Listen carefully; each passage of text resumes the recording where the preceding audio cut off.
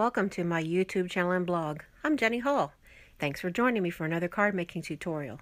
Today I'm going to use the watercolor smooching technique on top of watercolor paper with the Lovely as a Tree stamp set to make the image of a snowstorm or falling snow. I'm starting off with a card base that once it is scored and folded is 4 1/4 by 5 1/2.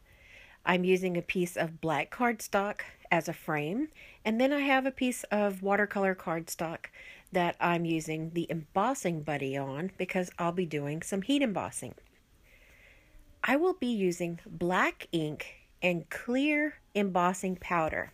What this will allow the ink to do is once the ink starts working onto the paper, the black ink is going to settle in to the watercolor paper, and the clear embossing is going to seal that ink right into the paper so that whenever I add any kind of fluid, then that black ink is already going to be settled in and it will not bleed and it will not be allowed to go anywhere.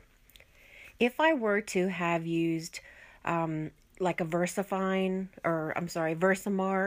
ink, which is the clear stinky ink, and then black embossing powder, I wouldn't get exactly the same look. And what I wanted to do was really get that black into the paper. So that's the reason why I chose to do it this method instead of using black embossing powder. This is the Lovely as a Tree stamp set, and this is probably one of the most versatile stamp sets that I have ever seen from Stampin' Up. The trees are gorgeous, and you can use them in so many different settings. It's definitely a tool to keep in your stash. I will be using a heat gun to heat set the embossing powders into all of the watercolor paper.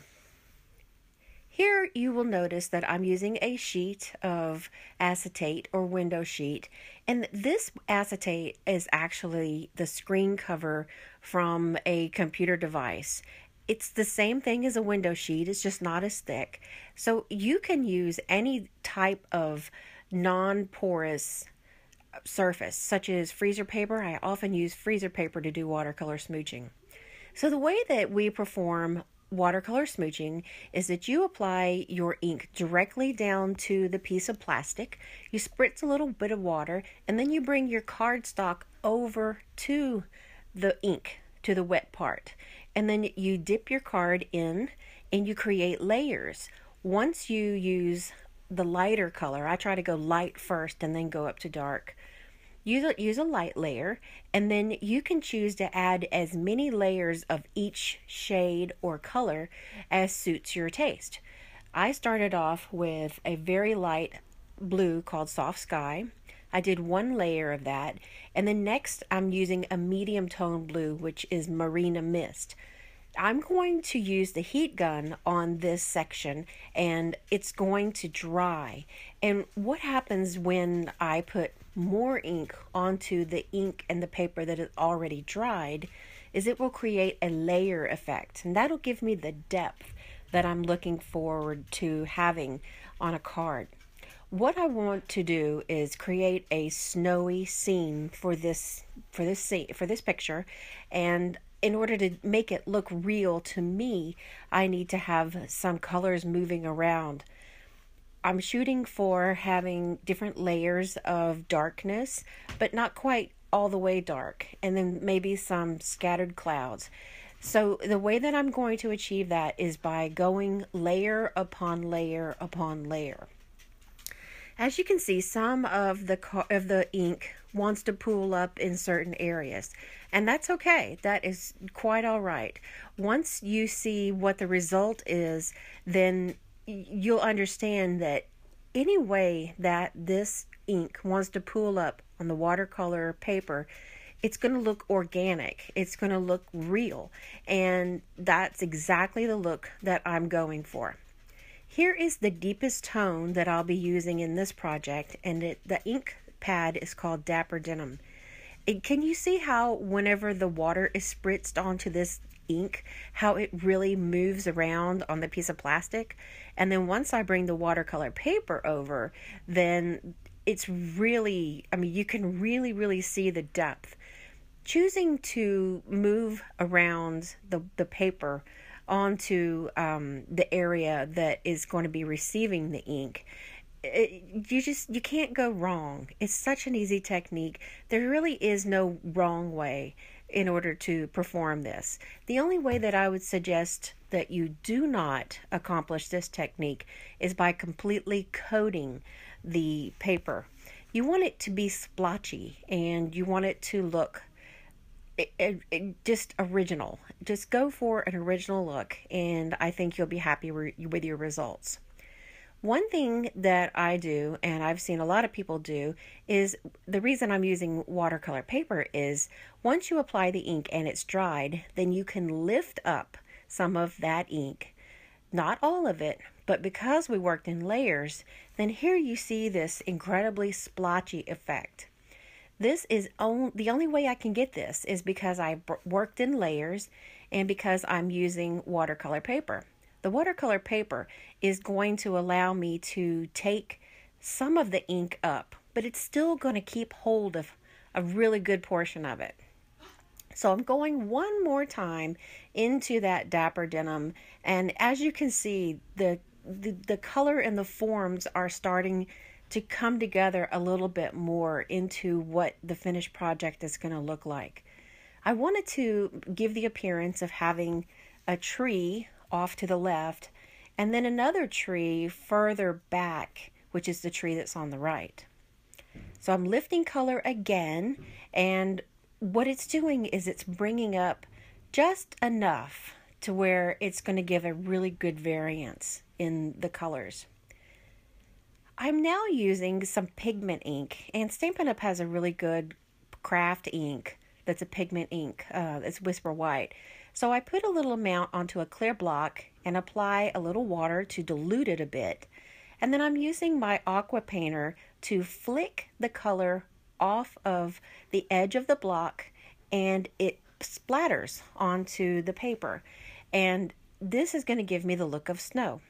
Another way you could do it is to dab some color up onto a paintbrush and to kind of knock the paintbrush against your other opposite hand, and that would allow you to get the paint splattered off of the brush and onto the paper.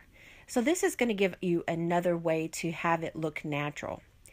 Make sure that if you choose to use this method to make it look like splatters or snow, you give yourself ample enough time for that pigment ink to dry. And it does take longer to dry than regular dye ink does. For the sentiment for this card, I will be using Season of Joy, and that's from the Christmas Pines stamp set. I wanted this card to not particularly be a Christmas card, because right now we are definitely in Christmas card making season, but I wanted this card to fit more of a winter all-purpose look. So I'm going to be using a piece of washi tape, and that's going to kind of go down onto the right hand corner, and it's going to kind of make a mat for where the sentiment is going to lay down. This color washi tape matches the inks that I chose precisely. I didn't make the choice to match the inks to the washi tape. I just kind of came about it later, thinking how could I make this an original sentiment and give a little bit more life and texture to a card that didn't really have too much three-dimensional stuff going on to it. I will give you one piece of advice about working with washi tape. It's plastic and nothing wants to stick to it. So I would suggest that if you want to use washi tape as a foundation, such as I'm doing here, to use a very, very, very strong adhesive. The way that I got this ribbon to stick to the washi tape was that I actually made the ribbon go off of the washi tape in a couple of places, and so that gave it enough of an anchor. And then after the card was completed, I went back in with some glue dots and was able to get some glue dots to hold all of the three-dimensional pieces in place.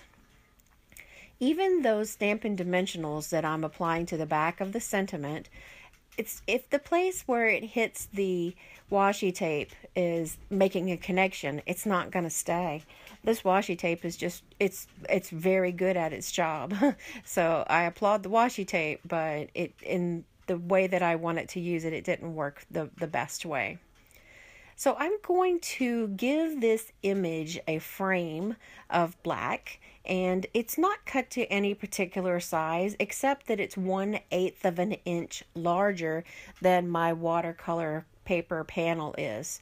And you could use any size color that you would like to work with when making this type of project. It's easy to make a piece of watercolor art very small, and it can be something that is used to enhance a card. You can choose to go large with it and make the full front of a card to be used for your watercolor piece of art. And these cards are the type that I would hope that somebody's going to hang on to for a while. Once you have put the time into creating an original card, then it really means something.